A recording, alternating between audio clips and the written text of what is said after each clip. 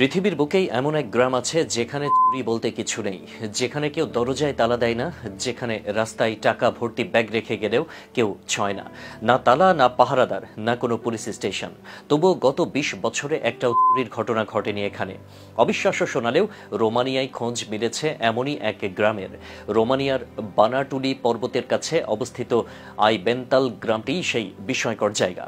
এখানকার মানুষ নির্ভয়ে রাস্তায় টাকা ভর্তি ব্যাগ ঝুলিয়ে রেখে যায়, বিনিময়ে রুটির গাড়ি এনে নির্দিষ্ট পরিমাণ রুটি রেখে যায়। এতদিনেও একবারও কোনো টাকা বা রুটি হারানোর ঘটনা ঘটেনি। নিরাপত্তার জন্য তালা কিংবা সন্দেহ করার জন্য কোনো কারণই নেই তাদের জীবনে। এই গ্রামে নেই কোনো চোর, এমনকি পুলিশেরও দরকার পড়ে না। মানুষ নির্ভয়ে নিজেদের জিনিসপত্র ফেলে রেখে যায়, আর কেউ তাতে হাতও দেয় না। এখানে সবাই একে অপরকে বিশ্বাস করে, তাই দরজা খোলা রাখা অভ্যাসে পরিণত হয়েছে। তবুও দাওয়াত বা জরুরি কাজ ছাড়া কেউ কারো বাড়ির আঙিনায় প্রবেশ করে না। বিশ্বাস, সততা আর ভালোবাসার এই গ্রামের গল্প সত্যিই অবিশ্বাস্য। ভাবুন তো, আমাদের দেশটাও যদি এমন হতো তাহলে কেমন লাগতো।